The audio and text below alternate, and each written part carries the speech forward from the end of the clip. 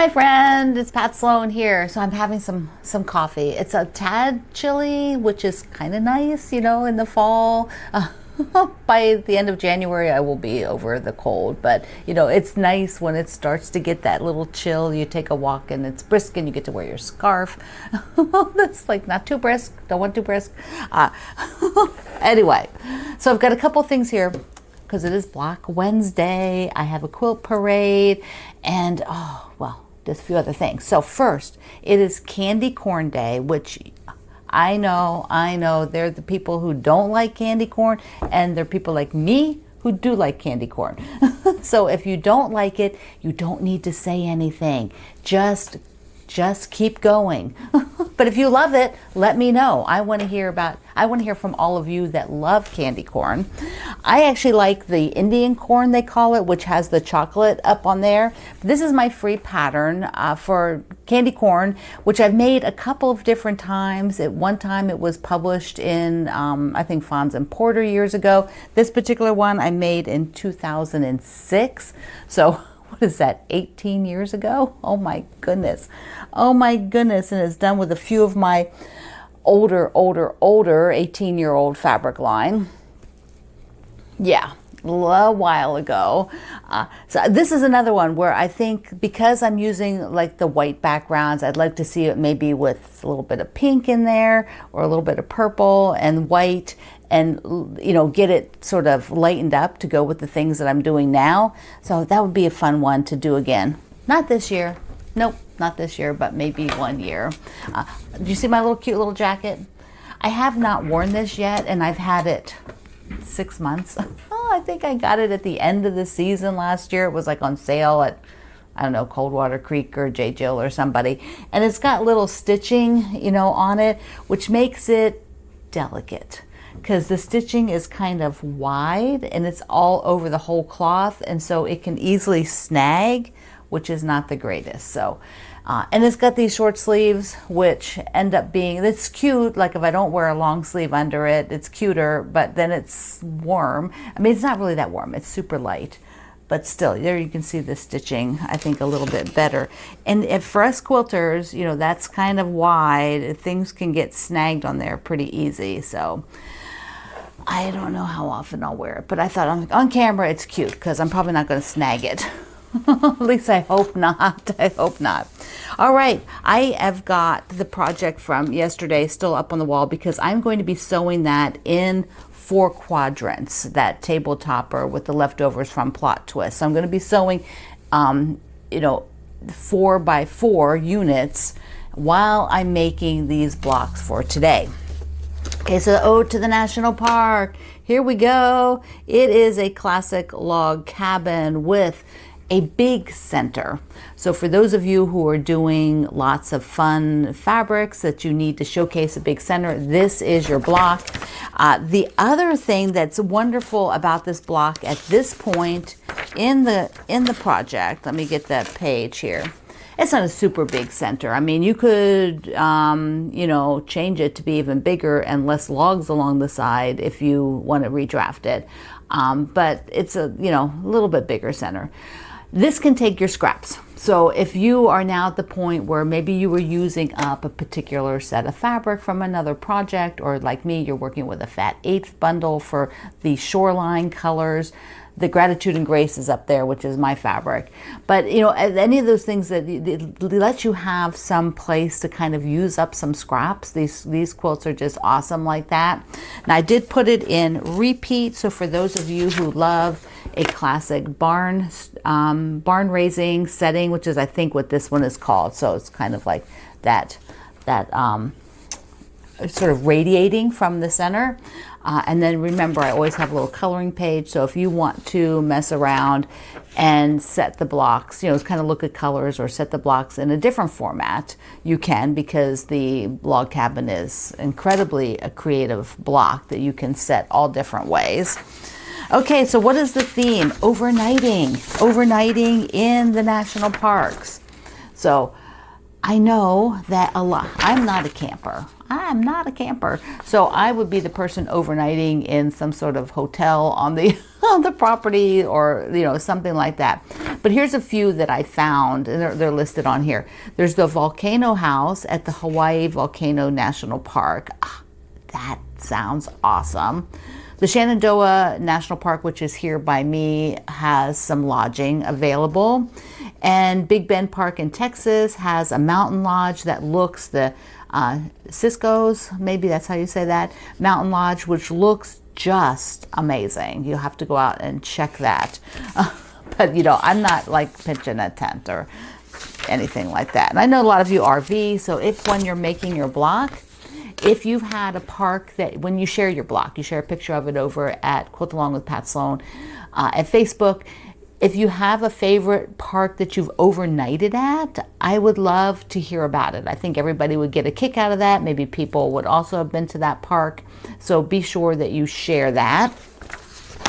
All right, let me get my fabric and we'll look at, you know, colors, because I am specific now on mine. So you can see here, I have got green, green, green in each one. I've got peach, peach, and I'm gonna save my fourth block to have peach again, peach orange from Gratitude and Grace. And so I am pulling the blues into this one. So my log cabin will be blues, and then I'm not sure what I'm gonna do for the other side. So that's why I gotta look, because I don't have a lot of, I do have some lights.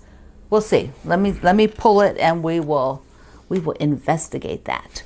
And then I'll do the shoreline. I'll put those blocks up after. I first wanted to look at, you know, just all the blues and this light for the light part. And I don't know, the dark for the center, and then I have these lights. I could switch it out. I could put, you know, like something like that in, but I kind of like all the lights. And if I did, maybe I could switch that for the middle. That might be good instead of that one. But then on the other side, I feel like doing that, this doesn't read light enough. It just seems wimpy, like it's not going to give the definition of the log cabin block. It'll be there, but it'll be very, very subtle. So I don't have I do have other light background prints, but they all have a lot of pattern in them like this. And I think that just makes it'll just lose the log cabin effect. So I think I'm gonna go with the lights and then the white for the alternate side. So that's what I'll do for this one. Shoreline has a totally different vibe. It's blue, blue, blue, so I can't go wrong. And it also has a large number of light background ones. So what I did is I went through already and pulled for the light side the three of them that are not such a dense pattern. You know, some of them have a bigger pattern like this one, that it'll have the same problem where it'll blend too much in, I think. So there I go. So I've got the lights, and then I'm going to put a green in the center to give another pop of green. And I think I will go with that one, but I reserve the right to change my mind to this one. So I don't think I want the polka dot. Oh, I've got, okay, so this is all over here. There's a taupe, which I'm not going to use any of the taupe. I haven't used as much of that. And then I've got 3 of the blues. I want to, I think, go with the more medium blues. And I do want the stripe. And I can handle, you know, a bit more with the pattern. And so I could use like that one. And, oh, there's a navy under there. And I could use maybe this one. So give those 3, this will be the center and this will be the light. So I think this is what it's going to look like. Here's how I'm essentially sewing 3 blocks at once. 1 quadrant of this, and then I've got the block set out, and I will sew that side, and then I will take this one, which I'm always putting back in place, and sew that side, and then I will come over here and sew the next 2 of these. After I sew these 2, I will sew that one through, take these off and press them and put them back in their spots so I don't get rotated out of position. Here we go. Gratitude and Grace, where I have mostly the blue, and I'm going to put that one up with these and take a picture, or take the other camera so you can see in a second. And then the Shoreline. So, oops, I've got an error. Right from the beginning. Holy cow. Okay, I got to resew that one. I will fix that one. Oh my goodness. This is why even putting them back down, like I said, I got it rotated. Okay, I'll fix that one. While I was doing this, I also sewed one quadrant of the Plot Twists Extra table topper I'll be doing. So there's 4 quadrants like that that I've been showing you. It's back up there. All right, let me get the other camera. Here it is with the blue. This blue here and kind of the blue-green up here. Plus there's pops of blue in the sashing. But I want to switch a few things because this makes a diagonal line, which I don't really care for. So let me change a few around. Oh, I'm liking this more. What I did is I just rotated that so that you didn't have that angle, that visual angle. And then so that these two were not both facing the same way, I rotated the tree. And then I swapped these two. Mostly because this is heavier blue, so this puts them a longer distance away from each other. There'll be, of course, there's this a little further down, but there's sashing, and then I will use some of the peach in the last one. Yeah, I like that. I will unsew, unsew, unsew, unsew to here. Then I can release the entire block from in here. But this is the corner, this is the angle I'll be unsewing to get there. Oh, fun. Here are the Shoreline versions. Got it fixed. Was a little bit of a deal to fix it, but there you go. Got that green in the right space. Oh, I like with the green there. So I still have not thought about the sashing for this one. I'm thinking of using some of the scrappy lights, you know, like these, like just use up these lights for the sashing pieces, the horizontals, with maybe a navy dot or a darker blue dot in the center of the units. So there we go. Now let's go on and look at some of your blocks from last week. Arlene's gorgeous blocks all feature leaf fabric. So many great leaf fabrics. I wonder if you've got enough for the next 2 blocks. Do you have two more leaf fabrics? We can't wait to see. Our ambassador Barbara, she is using this, I believe it's a panel where these images are coming from. There's the rabbit and the sheep, and then here are some of her other blocks where she's pulling these images out, and they're so darling. Beth decided to make, this is a quilt I believe she's doing for charity for a children's hospital. And instead of the center being piece, she's using these cat fabrics. And there she did the bonus. Look how fantastic that is. Just make a bigger center like that. So cute. And that gray polka dot is awesome. Bonita has beautiful, bright, happy fabrics. And here's all of hers together. Look how great they are. A lot of Cape facet, if not all Cape facet. They are incredible. Kara's darling block. I love how she kept all of, on the black fabric, all of those little rainbows are going the correct direction. Love that. Cindy's also got all of her mushrooms going the correct direction. Well, you will all get bonus points from me. This is so pretty. Eileen's darling little kitty cats in there. They're so sweet. They're so sweet. Grace, I think she said that the this sort of zigzaggy brown reminded her of rock formations, and so it looks so fantastic. Looks like she has sort of compass. So the green is like compass fabric. Joan's beautiful block with the bunnies in the trees. Oh, I love that. Beautiful colors, that sort of cinnamon and that deeper blue.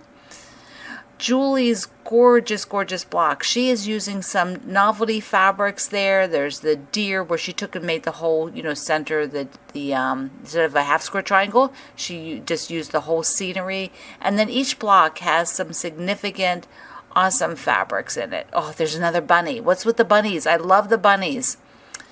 Kim's doing 2 different blocks. Look how wonderful they both are. And all her sewing machines. They are so sweet. This is our ambassador, Laura, her beautiful aqua block. I just love it. The words on there is fall. Pumpkins, corn maze, sweater weather. So cute. Look at Laura's. Oh my goodness. The pink and that black and ombre, black and white ombre speckle on the top left. To die for. This is awesome. Lee, this is her block for the week, for last week, and then I'm going to show you all together. Here they are all together. Oh my goodness, so great. She has horse fabrics and scenery. There's some bears, big grizzlies, wonderful. Our ambassador Melissa, so cute, and she has that print fabric says turkey and autumn. So darling. I think it says burr. Phyllis took, which was the block number 6, and did a whole quilt. Oh my goodness. Look how, it's like scrappy, but she kept that black or deep navy, whichever it is, the same in all the blocks. That is super effective. So if you all want to do a scrappy quilt, but maybe not, like crazy scrappy, this is the way to go. So she's got 2 controlled fabrics, that black and this sort of white background, and then through the centers she made each of the blocks with different fabrics. I love it. Ruth, here's her single block with hot cocoa and all of her cocoa blocks together. Hot chocolate, anybody? It's hot chocolate weather. I love it. Who do we have now? We have Sheila.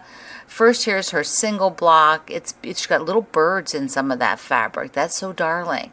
And then all of them together, they're just beautiful fabrics. That peachy blue and turquoise and navy and browns. And we got Wendy's wonderful snowman blocks and that red snowflake fabric. It's on like a plaid. So cool. That is so very, very effective. Our ambassador Yvonne's beautiful blue block number 7. And then a bonus here, which is a different pattern that I did, and Julie posted her pairs, and I just had to show you. Look how gorgeous they are. I love that blue in there, that pops of blue. Amazing. Thank you, everybody, for sharing your beautiful blocks. And go to the website, go to the Facebook group rather, Quilt Along with Pat Sloan, because you will see a lot more blocks. I mean, I can only pull a few to show you each time because there are just so many gorgeous blocks. And remember to go out and order, or at least enter to win, some of the Leckerlee Liebkuchen cookies. There's the big size. Look at them. Look at them. This is a mix of the iced and not iced. I tell you, the iced are really good with the great big nuts. Can you see the nuts on the top? Yeah, there we go. Remember, there's a whole bunch of different tins. So when you win, you get to pick which tin that you want. They're so good. And our national parks, block number 8. Use up some of your scrappy things, and tell me if you have slept over at a park when you share your block. If you want to talk about sleeping over at a park before you shared your block, just want to talk about it because you're not sewing this, you can go to the Fireside Chat group at Facebook. All right, my friends, I love you. Mwah. Thank you for being here in the Sloan Zone. I will see you online.